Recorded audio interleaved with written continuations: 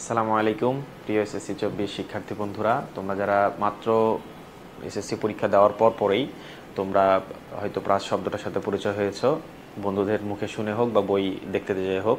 তো প্রাস সম্বন্ধে second mentor আয়োজিত আজকে আমরা বেসিক ফান্ডামেন্টাল ক্লাস ফিজিক্সের দ্য স্টোরি অফ প্রাস জানার চেষ্টা করব, যেখানে আমরা প্রাসের একদম বেসিক কিছু কনসেপ্ট এবং প্রাসের ইকুয়েশনগুলো সহজভাবে জানার চেষ্টা করব। তো চলো শুরু করা যাক।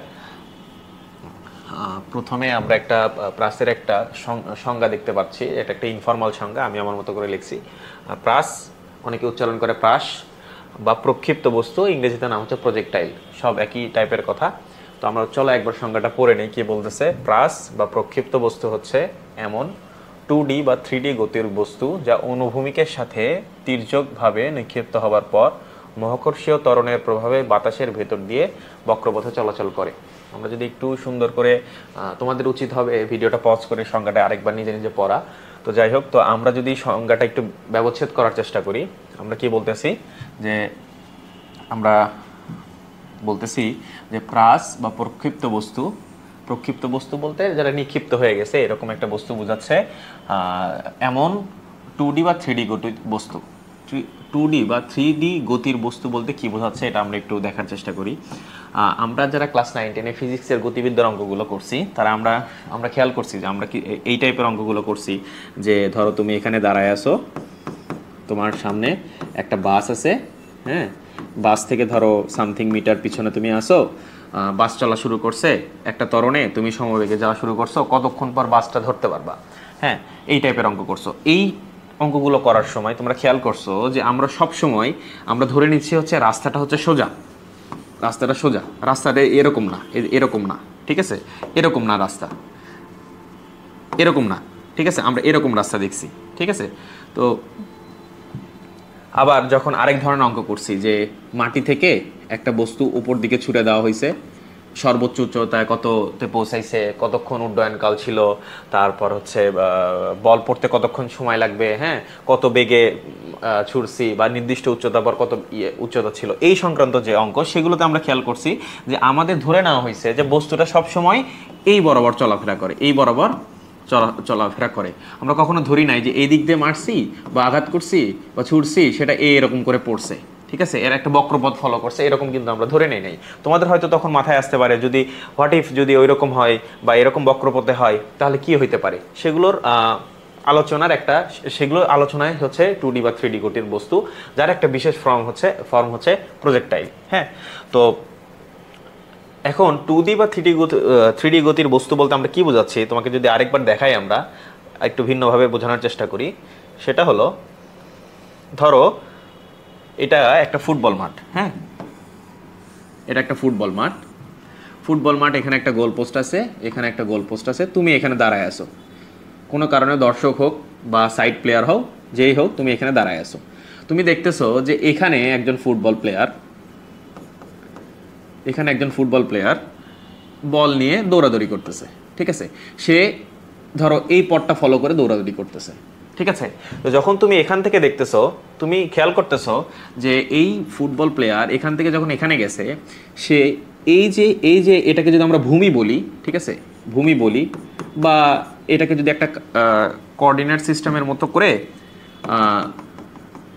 যদি এটাকে আমরা হচ্ছে এক্স এক্সিস ধরি আর এটাকে যদি আমরা ওয়াই এক্সিস ধরি, তাহলে তুমি এইখানকার যে দর্শক বা তুমি, সে কি দেখবে যে এই ফুটবল প্লেয়ারটা এখান থেকে যখন এখানে গেছে সে একই সাথে এই দিকেও চলাফেরা করছে, যদি আলাদা করে চিন্তা করো, আবার একই সাথে এই দিকেও চলাফেরা করছে, ঠিক আছে, তারপরে এখানে গেছে, সে কিন্তু ডিরেক্ট এখান থেকে, ঠিক আছে, এখান থেকে এইদিকে যায় নাই, শুধু এইদিকে যায় নাই, যদি যাইতো তাহলে কি হইতো, শুধু এই বরাবর নড়াচড়া করতো, ঠিক আছে না, তার মানে শুধু যদি এই বরাবর চলাফেরা করতো তাহলে এই ডিস্টেন্সটুকু সবসময় সমান থাকতো। আবার যদি এই দিকে চলাফেরা করতো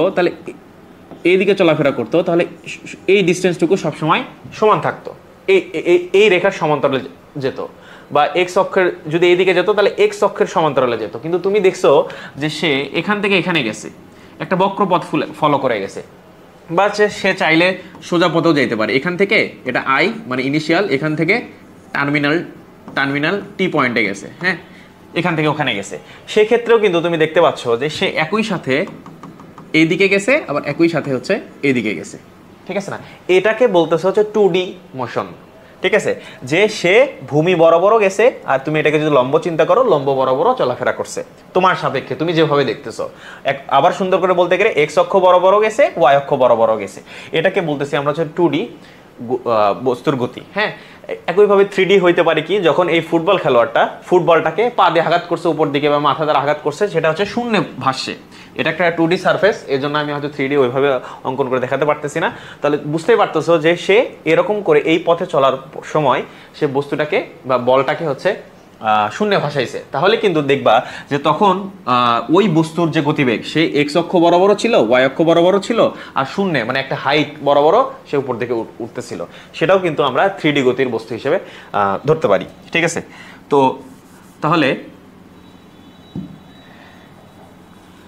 তাহলে আমরা প্রাসের সংজ্ঞার মধ্যে যে আমরা যে 2D এবং 3D বস্তু এই যে কথাটা আছে, এটা আমরা বোঝার চেষ্টা করলাম। এরপরে বলতেছে যে আনুভূমিকের সাথে তির্যকভাবে নিক্ষিপ্ত হওয়ার পর, ঠিক আছে? এখন আনুভূমিকের সাথে তির্যকভাবে নিক্ষিপ্ত বলতে কি বোঝাচ্ছে?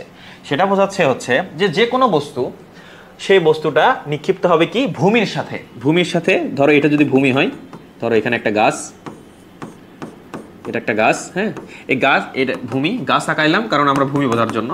এখান থেকে এই ভূমির সাথে একটা তির্যকভাবে নিক্ষিপ্ত হবে। তার মানে সেটা নিক্ষিপ্ত হতে পারে কিভাবে? আমার হাত দ্বারা, অথবা ব্যাটসম্যান ব্যাট করতেছে, একটা বলে আঘাত করছে, অথবা ফুটবলে লাথি দিছে, বা একটা হচ্ছে গোলন্দাজ বাহিনী তোমার হচ্ছে গোলা ছুটছে, বা হচ্ছে তোমার মিসাইল ছোড়া হয়েছে, অনেকভাবে হইতে পারে। সেটা কি, ধরো একটা মিসাইল, একটা গোলন্দাজ বাহিনী যদি তোমার হচ্ছে করে, এখান থেকে হচ্ছে কি ছুটছে, একটা গোলা ছুটছে, তো এই যে এইভাবে ছোড়াটা, এটা কিন্তু ভূমির সাথে একটা কোণ করে ছোড়া হয়েছে। হ্যাঁ, এটাকে বলছে তির্যকভাবে।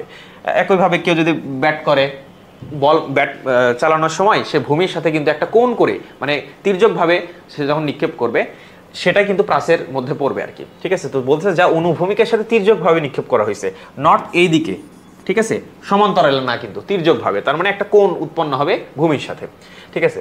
আচ্ছা, এরপরের কথা যেটা বলতেছে সেটা হলো,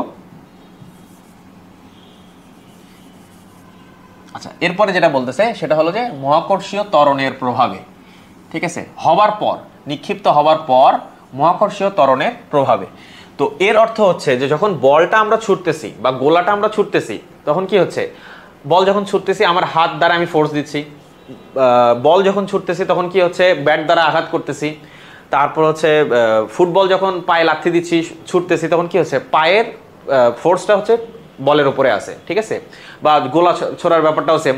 এখন নিক্ষিপ্ত হওয়ার পর মহাকর্ষীয় ত্বরণের প্রভাবে, অর্থাৎ নিক্ষিপ্ত হওয়ার পর ওই বস্তুটার উপর শুধুমাত্র মহাকর্ষীয় ত্বরণের প্রভাব থাকবে, অর্থাৎ গ্র্যাভিটি থাকবে, ঠিক আছে? এটা আরেকটা বৈশিষ্ট্য। প্রাসের ক্ষেত্রে কি হবে, এটা অবশ্যই 2D এবং 3D গতির বস্তু হবে, 2D অথবা 3D, এবং হচ্ছে অনুভূমিকের সাথে তির্যকভাবে নিক্ষিপ্ত হবে, এবং নিক্ষিপ্ত হওয়ার পর এর উপরে শুধুমাত্র মহাকর্ষীয় ত্বরণ বা মহাকর্ষীয় বলটাই হচ্ছে প্রভাবশালী থাকবে, অন্য কোনো ফোর্স এর উপরে থাকবে না।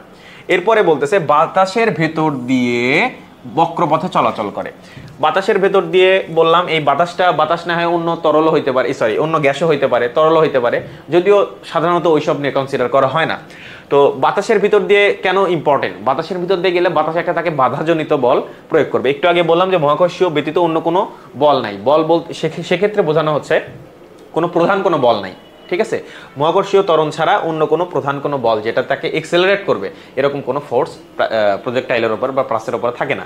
আর বাতাসের মধ্যে চলার কথাটা আলাদা করে লেখার এই কারণ যে বাতাস অনেক সময় তাকে হচ্ছে ঘর্ষণ প্রয়োগ করবে। তার মানে আমরা জানি যে বাতাস, যেহেতু নিউটনের সূত্রে আমরা 9-10 গুলোতে দেখছি যে গতিবিদ্যার অঙ্কগুলো করার সময় আমরা কিন্তু বাতাসের বাধা শূন্য ধরছিলাম, কিন্তু বাতাসের বাধা থাকলে তা যে হচ্ছে বস্তুর গতিকে প্রভাবিত করে, এটা আমরা খুব সহজেই বুঝতে পারি, ঠিক আছে? এবং শেষ একটা কথা বলা আছে, সেটা হচ্ছে বক্রপথে চলাচল করে। এটা তো খুব স্বাভাবিক যে কেন বক্রপথে চলাচল করবে, যে আমরা যদি, এটা হচ্ছে ভূমি, এই ভূমির সাথে তির্যক করে একটা বস্তু নিক্ষেপ করি, ঠিক আছে? নিক্ষেপ করার পরে ওর উপরে একমাত্র ক্রিয়াশীল বল হচ্ছে মহাকর্ষীয় ত্বরণ, যেটা কিনা এটা যেহেতু ভূমি ঠিক এই বরাবর কাজ করতেছে। তো একটা বস্তুর উপর যদি ত্বরণ কাজ করে, মানে বল কাজ করে, তার মানে খুব স্বাভাবিক যে তার চলার পথটা হচ্ছে প্রভাবিত হবে। এবং নিউটনের দ্বিতীয় সূত্র থেকে আমরা জানি, প্রথম সূত্র থেকেও আমরা জানি যে হচ্ছে বল প্রয়োগে হচ্ছে বস্তুর গতি পরিবর্তন হয়। গতি অর্থ বস্তুর বলের গতির মানও হইতে পারে, গতির দিকও হইতে পারে। তো এই কারণে হচ্ছে এই বক্রপথে চলাচল করে, যেহেতু শুধুমাত্র মহাকর্ষীয় ত্বরণের প্রভাব থাকে, তাও নিচের দিকে। সো আমরা এই বরাবর বলটা নিক্ষেপ করলেও সে ওই বরাবর যায় না, মহাকর্ষীয় ত্বরণের প্রভাবে এর পথটা আস্তে আস্তে এরকম বক্র হয়ে যায়।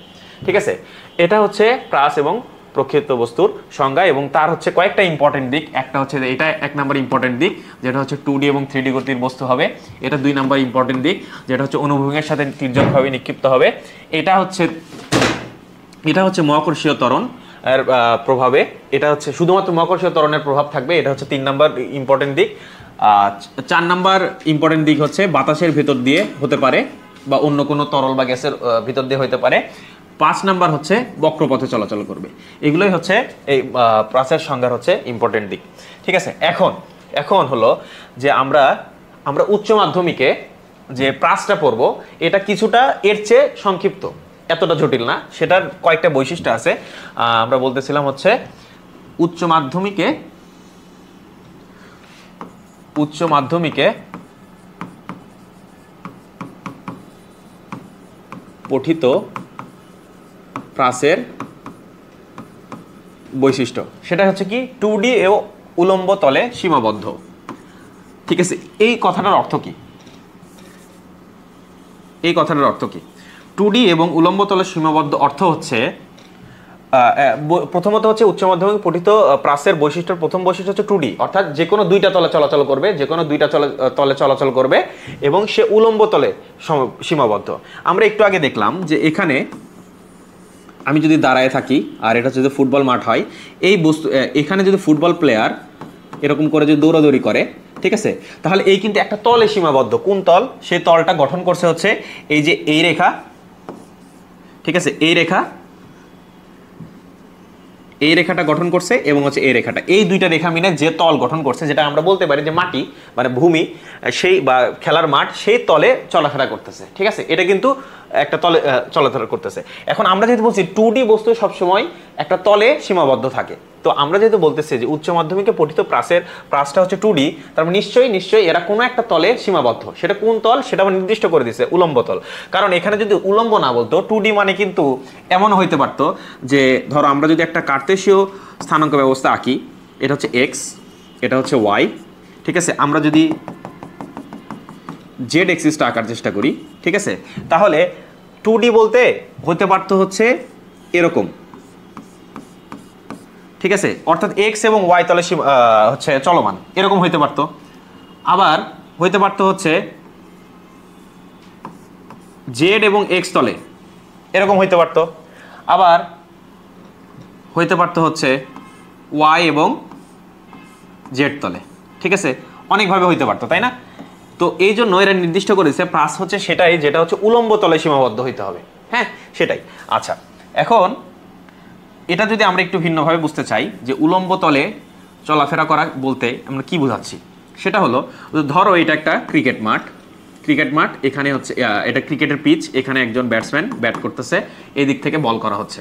তো বল করার পরে ব্যাটসম্যান বলকে আঘাত করার পরে সোজা যে ছয়টা সে আঘাত করছে, 6টা মারছে, সেটা যদি সোজাসুজি এখানে যে আম্পায়ারটা দাঁড়ানো আছে এর পিছন বরাবর যে গ্যালারি আছে ওখানে পড়ে, তাহলে আমরা বলতে পারি যে এই প্রাসের গতিপথটা 2D, ঠিক আছে, এবং 2D এবং এই টাইপের প্রাসই হচ্ছে তোমাদের উচ্চ মাধ্যমিকে আলোচ্য বিষয়। তুমি খেয়াল করলে দেখবা যে এই বলটা একই সাথে এই পিচ বরাবর, এটাকে আমরা বলতে পারি ভূমি x বরাবর গেছে এবং হচ্ছে হাইট y বরাবর গেছে, বা এটাকে কেউ চাইলে জেডও নামকরণ করতে পারো, বাট দুইটা তলেই আছে, মানে হচ্ছে উলম্ব মাটির সাথে এবং মাটি থেকে একটা উচ্চতাতে আছে। ঠিক আছে, ওই তোমার হচ্ছে ফুটবলের যে উদাহরণ দিছি ওই রকম, ওইটাকে আমরা প্রাস বলতেছি না প্রথমত, এবং ওই রকম জিনিস এখানে আলোচ্য বিষয় না।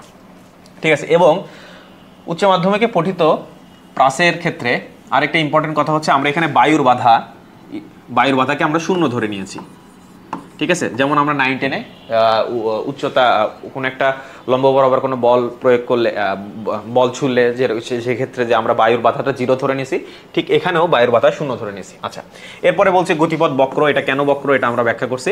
আর সমত্বরণ বিশিষ্ট, সমত্বরণ বিশিষ্ট অর্থ কি, আমরা যে বলছি শুধুমাত্র মহাকর্ষীয় ত্বরণের প্রভাব থাকবে তার উপরে, তার মানে হচ্ছে মহাকর্ষীয় ত্বরণ প্রভাব আমরা যদি g = 9.8 এটা আমরা কনস্ট্যান্ট ধরে নেই, সো তার মানে আমরা অঙ্ক করার সময় আমরা 9-10 এ খেয়াল করছি আমরা এটাকে এই জি কে আমরা সমত্বরণ বিশিষ্টই ধরে নিয়েছি, যদিও অনেক বেশি উচ্চতার ক্ষেত্রে এটা সবসময় সমত্বরণ থাকে না, কিন্তু আমরা উচ্চ মাধ্যমিকে পঠিত প্রাসের ক্ষেত্রে আমরা g = 9.8 ব্যবহার করি, যে জন্য আমরা একে বলতেছি সমত্বরণ বিশিষ্ট।